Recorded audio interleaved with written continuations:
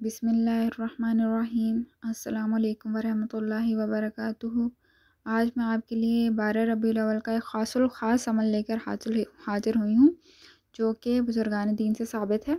بزرگان دین فرماتے ہیں کہ جو کوئی اس دن 12 ربیع الاول کے دن 20 رکعت نفل اس طرح دو کر کے پڑھے کہ ایک بار سورہ فاتحہ کے بعد سورہ اخلاص کو 21 مرتبہ ہر رکعت میں ادا فرمایا جائے، اور اس نماز کو پڑھنے کے بعد اس کا ثواب حضور اکرم صلی اللہ علیہ وآلہ وسلم کی بارگاہ اقدس میں پیش کر دیا جائے، تو اولیاء کرام نے ان نوافل پر مداومت اور ہمیشگی رکھی ہے، اور ان نوافل کی مداومت رکھنے والے کو حضور اکرم صلی اللہ علیہ وآلہ وسلم کی زیارت نصیب ہوتی ہے، اور پروردگار عالم جنت الفردوس میں اعلیٰ مقام عطا فرماتا ہے۔